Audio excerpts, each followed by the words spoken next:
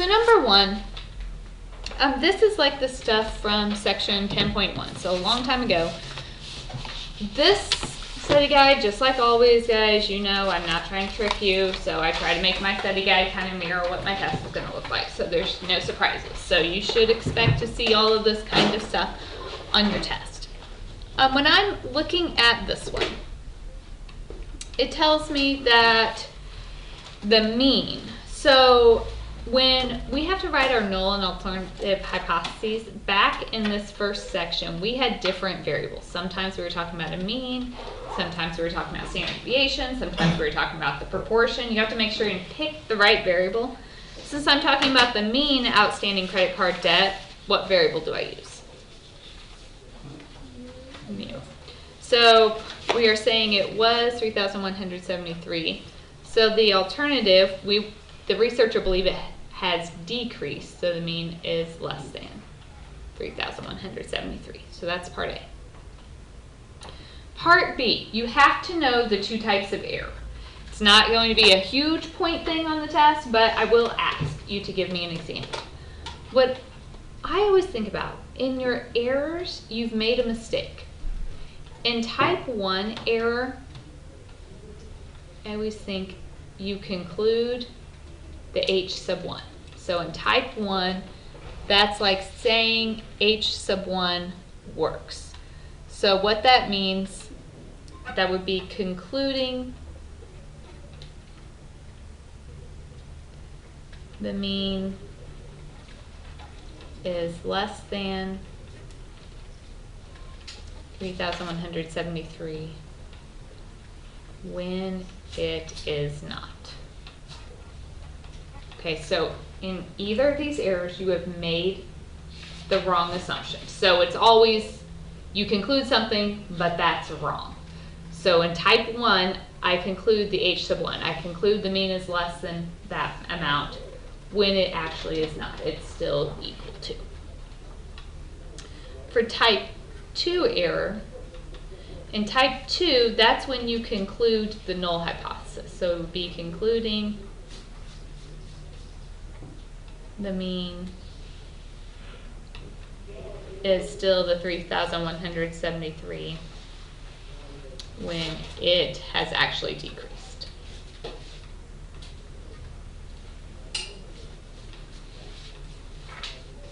My null or my alternative hypothesis is actually true. Do you guys understand the difference between those two? So you can expect on the test something like this, give you a scenario and ask you to write me an example of each of them. D and E, this is separate from the errors. I just want you to practice writing your conclusion sentence. So more than just saying reject or fail to reject, I want you to tell me what that means in this particular problem. So on part D, if we do not reject, that means there is not sufficient evidence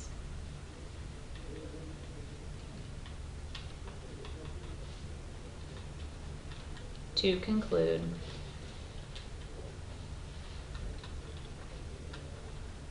the mean is less than the $3,173. Okay, if you tell me that we conclude the mean is this amount, I would count that wrong. Because we're never actually proving that the null hypothesis is true. We're just trying to prove that it's false. So this means we didn't prove it was false. On E, if you reject it, that means there is sufficient evidence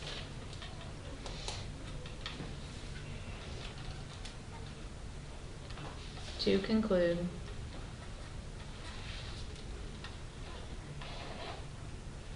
the mean is less than $3,173.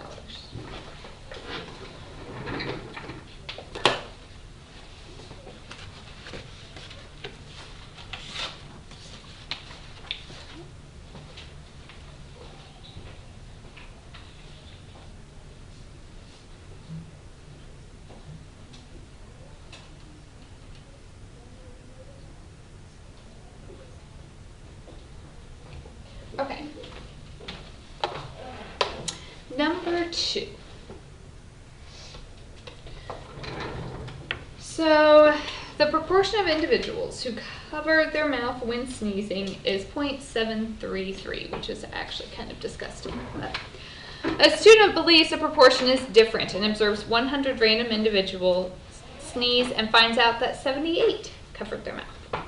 So part A, null and alternative hypothesis. What is my variable here? P. So part A is just be assuming the P equals the 0.733. And what does the researcher believe? So that P is not equal 0.733. Okay. So part B, your requirements. So what's the criteria when I'm talking about P? It's less than 5%. Mm-hmm. So we had 100, so that would be less than 5% of the population. And what's the other criteria?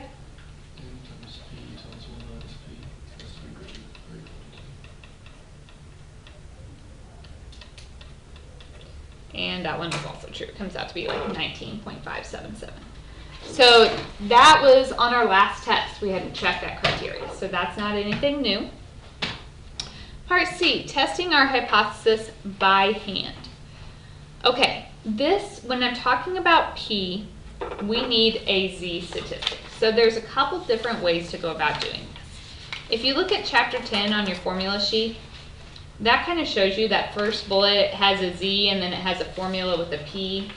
You know, the second bullet has a T and a formula with your X bar and your mu, so that kind of is your clue. If I'm talking about P, I need my Z value. You can use this formula to get it. We usually just talked about it like any other Z score that we would do. So we talked about getting the mean and the standard deviation for our P. We'll also need our value, which is the P hat. Mean and standard deviation, this is from the last test. If you review, look back at chapter 8, I believe, the second column there, it tells you the mean for P hat, standard deviation for P hat. So the mean is just our P value in the null hypothesis, so 0.733. Our standard deviation is the square root of P times 1 minus P over N. So if we plug that in,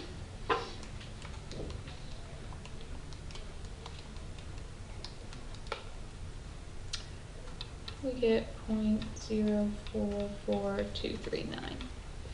P hat is X over N, so our X was 78, N was 100, so that's 0.78. So then we're really just finding a Z score. So it's your value minus the mean divided by standard deviation.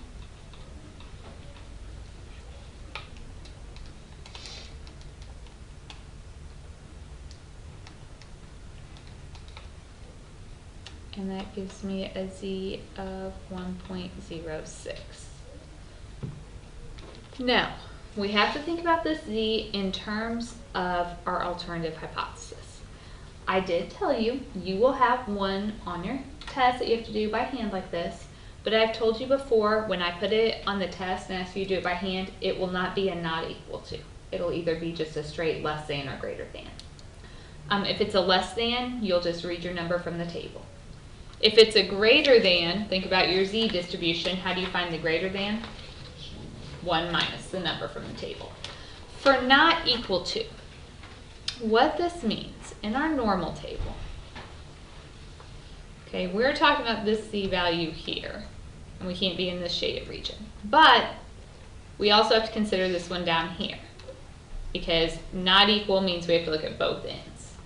These are symmetric, so we could find each of these probabilities, or we could realize they're the same and then just take it times 2. So to find it, a couple different options. You could look up the 1.06 and do 1 minus that to get the number in the tail. You could look up negative 1.06, and that would be the number in the table. You'll get the same both ways. So that gives me 0.2892 for my probability. And again, the only reason I have to take that times 2 is because I gave you a two-tailed. On your test, if I ask for a two-tailed, it will be on a calculator one. The one I will have you do by hand will be just a straight left or right tail. So now, how do we know if we reject or not? If P is less than alpha. Mm-hmm. Our alpha here was 0.15, so P is greater than alpha, so that means fail to reject. That means there is not sufficient evidence to conclude that the mean or that the proportion is different. All right, are we okay with doing that by hand? Number 3. So a professor recommends his students spend 480 minutes outside of class studying each week. The number of minutes each student in class spent doing online assignments is recorded. Assume the data is normal. Does the evidence suggest students are studying less than the recommended? So what would my null hypothesis be? And what variable is it? The only time you're using P is if it's a percent or a proportion. So the alternative, we want to see if they're studying less than that. So mu is less than 480. All right, then we could use our calculator. So grab your calculator. We are going to enter all of this in L1.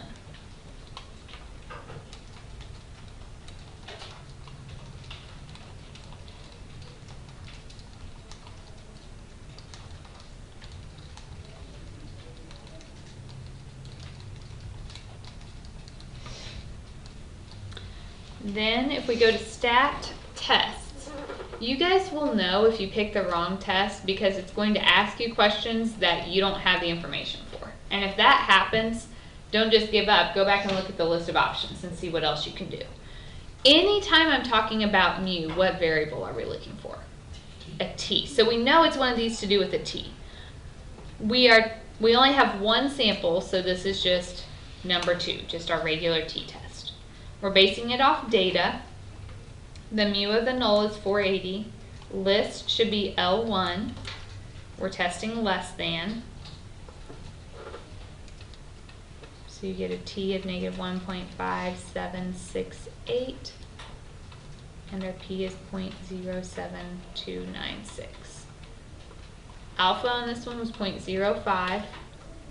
P is greater than alpha, so that tells me fail to reject.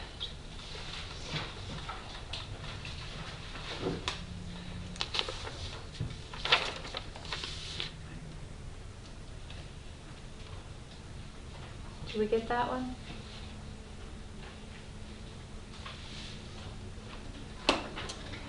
Number 4.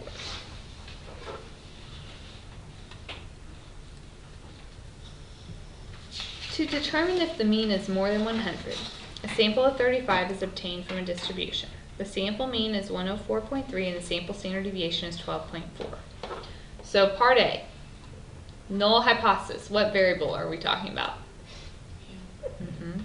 Want to see if it's more than 100, so the null would be that it's equal to 100, alternative more than 100. If I'm talking about mu, what criteria do we need? Greater than or equal to 30. 35 is greater than or equal to 30, so we're good there. C, I'm asking you to do this by hand. So if we're talking about mu, we need a t statistic. It's the same idea. We have to get, it's like a z-score. So we need the mean and standard deviation for our data. So the mean of the sample is always your null hypothesis. Standard deviation, if you forget, you can realize this is a couple different places. You've got under chapter 10, the test statistic for t. Also, if you look back at chapter 8, it tells you the mean and standard deviation for this sampling distribution. So it's our sample standard deviation, which was 12.4 divided by the square root of n.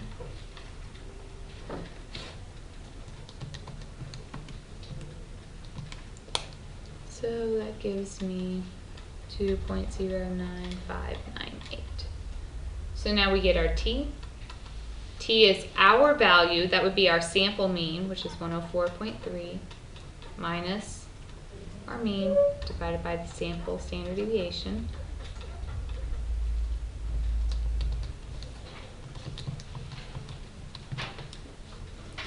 And so that gives me a T value of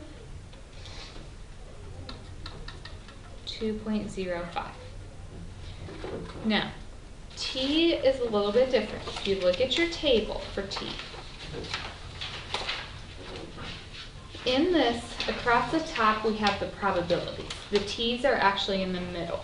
If you look down the side, we need our degrees of freedom. How many degrees of freedom do we have in this problem? 34. It's n minus 1. So you go to row 34. We're going across and finding as close to 2.05 as we can, which is 2.032. So if we go up, that probability is...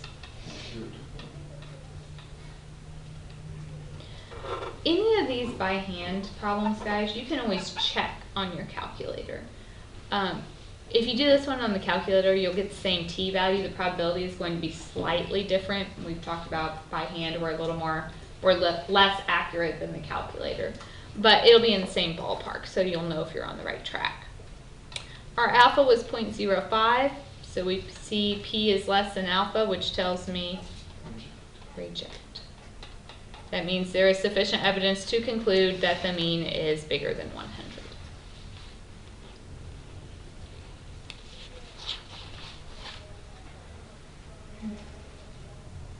Is number 4 okay?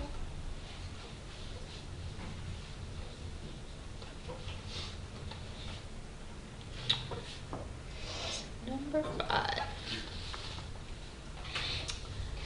Golf balls are required to have a diameter of 1.68 inches.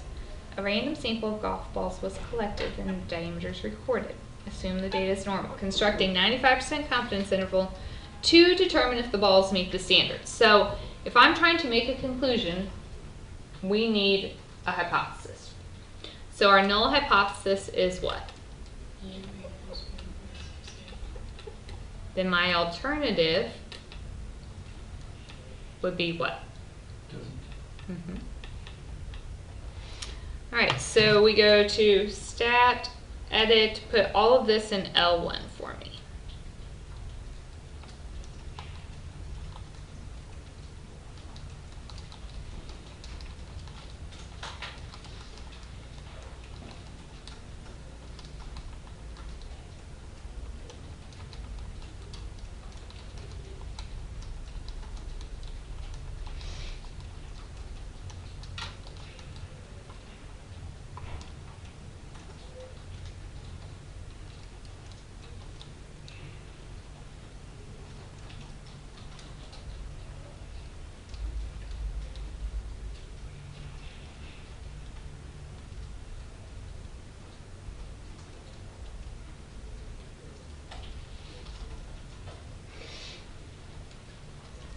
So everybody has their data in.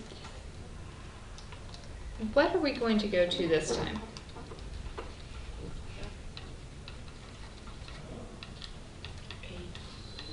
We're still talking about mu, so it's a t, but I want an interval.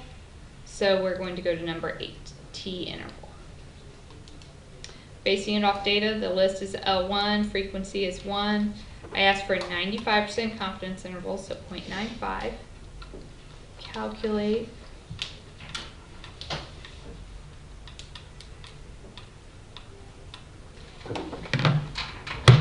Okay. So how do I know if I reject or not here?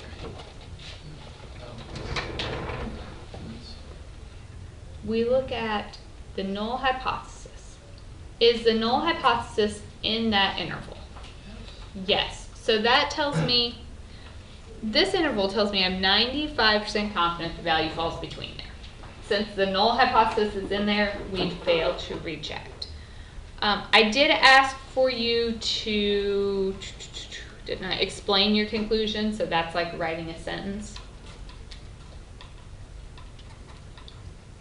So we fail to reject. So This confidence interval means we are 95% confident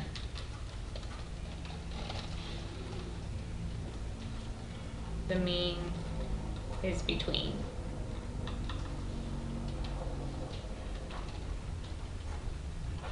these numbers.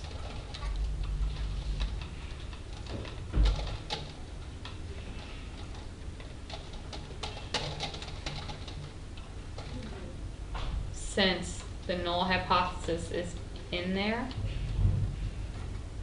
so this interval includes the 1.68, so the balls meet the standards. They are the right size.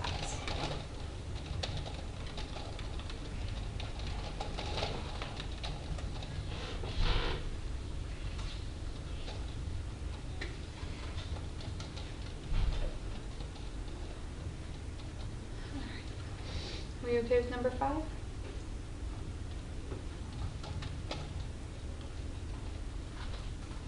So number 6. What variable are we looking at in number 6? P. It starts out with the proportion. So we are talking about a P. So our null hypothesis is that the proportion is 0.05. Alternative hypothesis. The administrator is concerned that his ER is higher, so the P is greater than 0.05. And when we're talking about P, what are the criteria? Less than 5% of the population. 250 is less than 5% of the population. And what's the other one?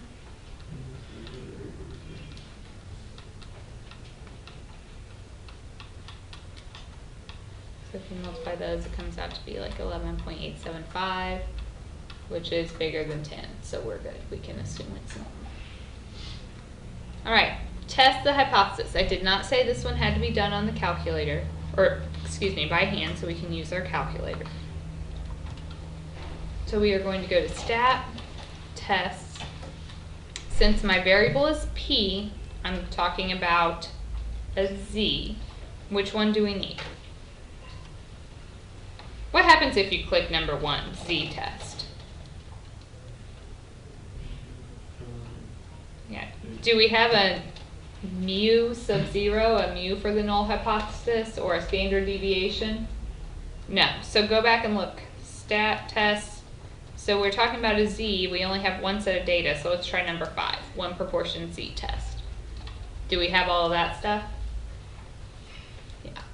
In that the P of our null hypothesis is 0.05.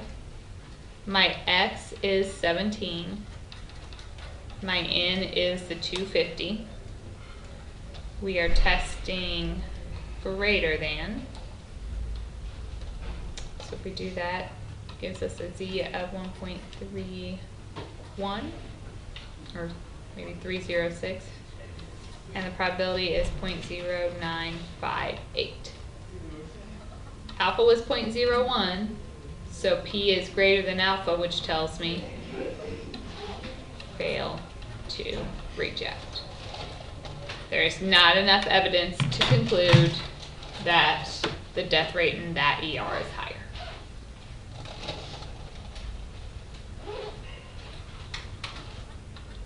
Part D is asking us to make a 99% confidence interval.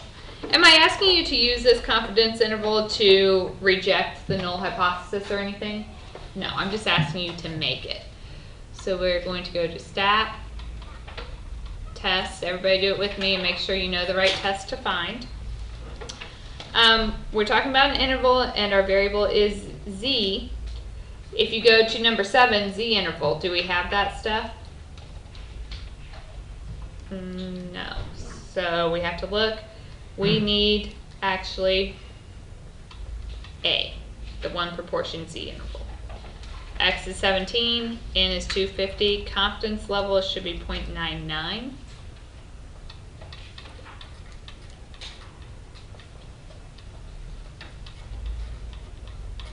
And so we get this. If I ask you to interpret the interval, that's when I'm asking you to write a sentence. So for this one, for the sake of time, I'm not going to write it down here, but it would mean we are 99% confident that the true proportion falls between these values. We also see 0.05 does fall in that window, so that would also tell me to fail to reject my null.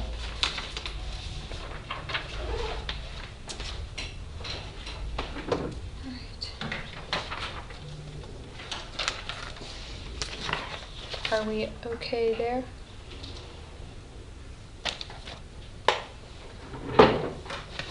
Is this helping as we go through it, guys? So. Hopefully not hurting anything, at least. Number 7. So everything up until now, the first 2 pages, have all dealt with one set of data at a time.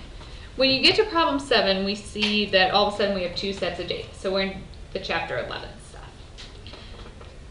With this, we have 2 different scenarios for how to set up our data, and it depends on if it's independent or dependent. Dependent is matched pairs, the data that's related. Independent is just unrelated data. So in number 7, we're testing the idea that an individual's arm span is equal to the height. So a student collects the following data. Why is this matched pairs? So testing on the same person. Mm-hmm.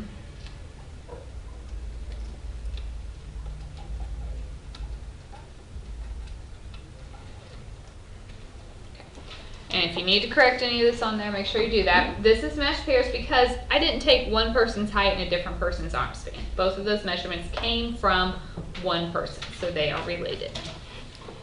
When we have matched pairs, the null hypothesis is always the mean of the difference, and we always assume it's 0. Then the alternative, we are trying to prove that they are equal, so the alternative would be not equal. So C, we want to test this. This is where we set it up, stat edit. We put the height in L1.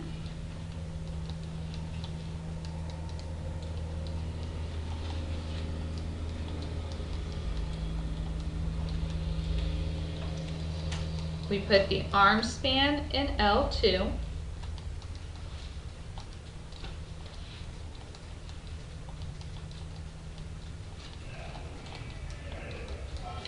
And then we go to L3, and you go up on top of the title L3, and you do L1 minus L2 for the difference. Now we're going to base all of our calculations on that. So we go into stat tests. We are talking about a t-test again because my variable is mu. We only have one sample now because we're looking at L3. So we're just going to number 2 again.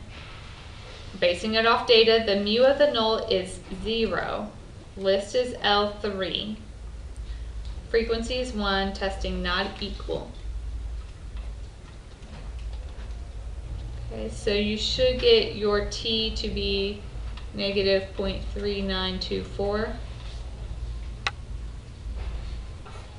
and our p 0.7039. Did you guys get that? So if we compare this, my alpha was 0.05. So p is most definitely larger than alpha, which tells me what?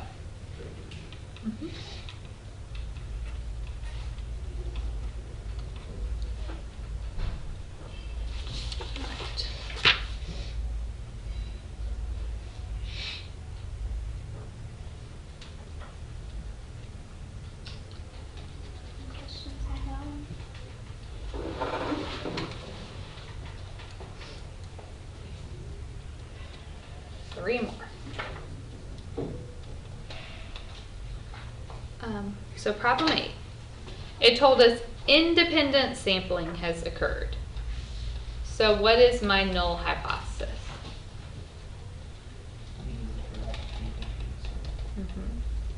And our alternative, we want to see if the first data set has a higher mean. So mean the first greater than mean of the second. So now we go to our calculator, stat tests. How many different samples do we have here? 2. What variable, if we're talking about mu, we need to do, yep. So we have a 2 sample t-test, number 4. All right, we are going to base this off stats this time. So x bar 1 means the mean of the first, that's 48.2. Standard deviation of the first, 8.4. Number of the first, 45. Standard deviation of the second, 45.2. Mean of the second, or sorry, mean is 45.2. Standard deviation, 10.3. N is 41. Testing greater than. No for the pooled. So you get a t of 1.4717. Probability 0.0726. Alpha was 0.1, so p is less than alpha, which tells me reject.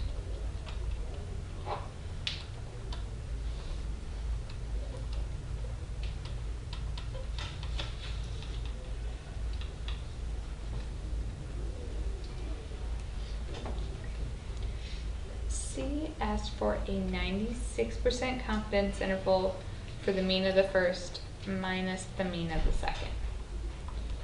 So we are going to go to stat tests. We're looking for an interval this time, but we have 2 different samples. So we're going to go to number 0, 2 sample t interval. Basing it off data, or sorry, basing off the stats, it has all the data we already entered. My confidence level should be 0.96. Pooled, no. Calculate.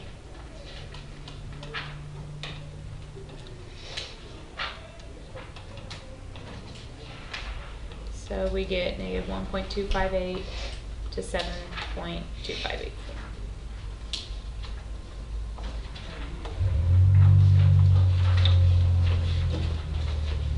All right.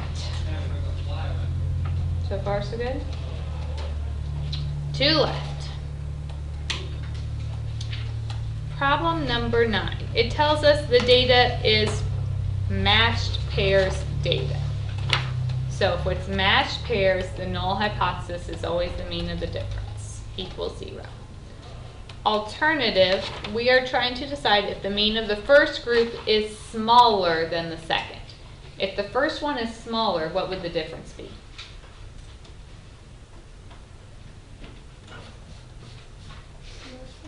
Less than 0. If the first one's smaller, when you subtract, you get a negative. All right. Anytime we're talking about the difference, that's when we use the L1, L2, L3. So we're going to put the x's in L1.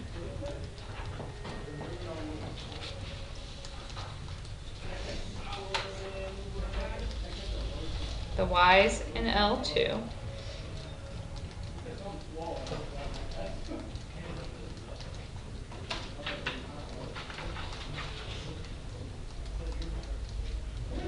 And L3 will be the first minus the second.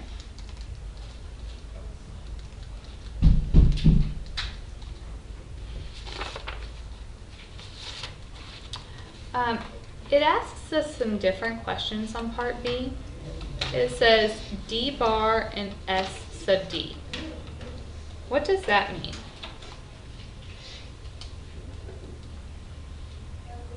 What's D bar? The mean of the difference. So you did L3 as the difference. So now if you go to stat, calculate number 1, one variable statistics. You need to make sure it's for L3. And then it tells us X bar, which is our D bar, is negative 0.1667. And then my S sub D, that's the standard deviation of X, was 0.4501. Well, let's just say 0.4502. We'll just go to 4 decimal places. All right. So for C, we're asking you to test the hypothesis. So we go stat, test, And we have one sample, so it's just number 2, the t-test. Basing it off data, mean of the null is 0, list is L3. We are testing less than this time. And so it should give you a t of negative 0.9068, probability 0.2030. Alpha was 0.05, so p is greater than alpha. What does that tell me?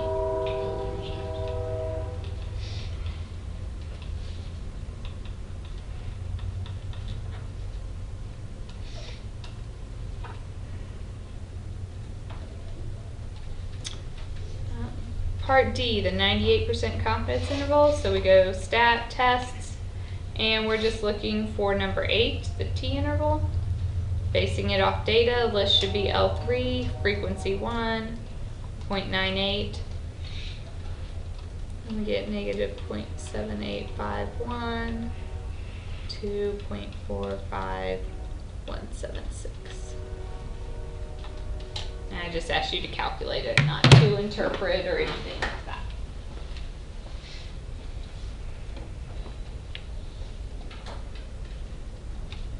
All right.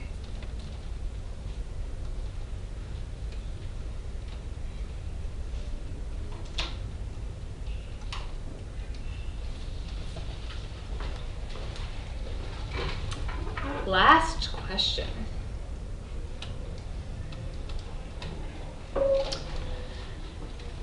This is the one that I think I've had a lot of people ask me questions on. A researcher wants to know if there was a difference in comprehension among students learning a computer program based on the type of manual. The data shows exam scores after students studied from the manuals. So one group was given a visual manual, the other one was given a textual manual. Because the sample sizes are small, what must be true about the population from which the samples were drawn? Yes. It's not big enough to assume normal, so it had to be normal to begin with. Null and alternative. This is where a lot of people went wrong. Is this independent or dependent data? Independent. Did I tell you that the same student did it twice? No. It's like saying my first hour class got this textbook and my second hour class got this textbook, and I'm comparing them.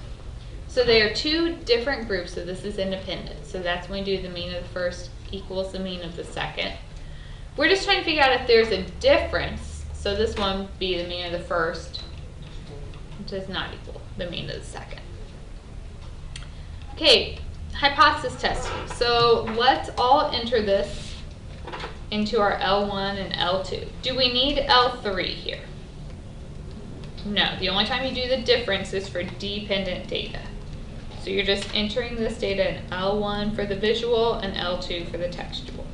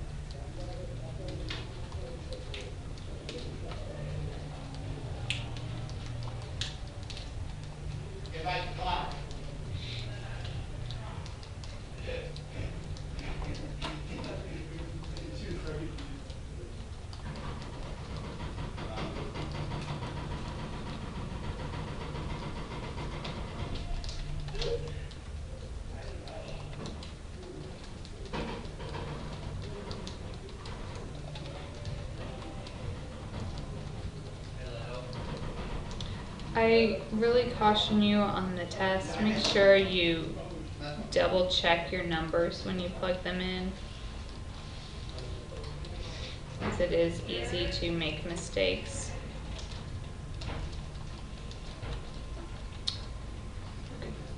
So once it's all entered,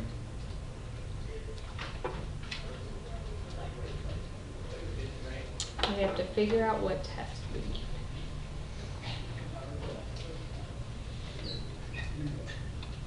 Our variable is mu, so we're talking about a t.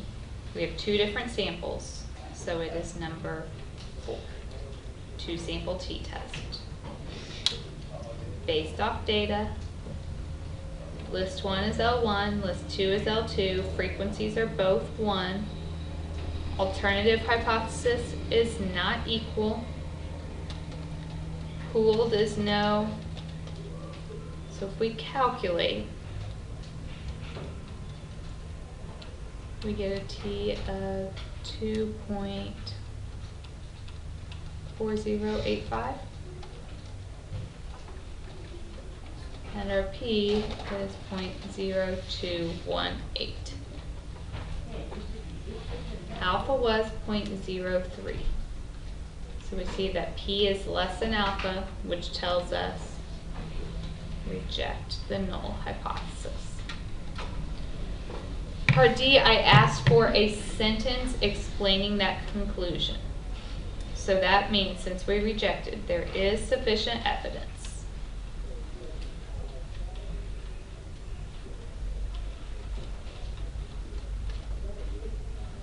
to conclude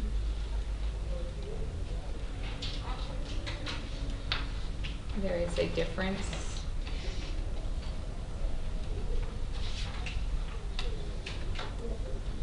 in comprehension between annuals.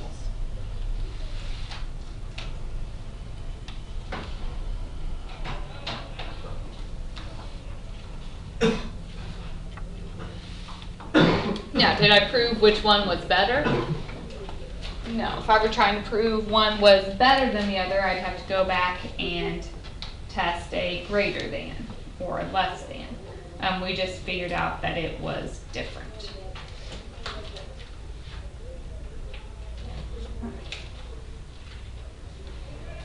Any questions here or anything else that you want to go over?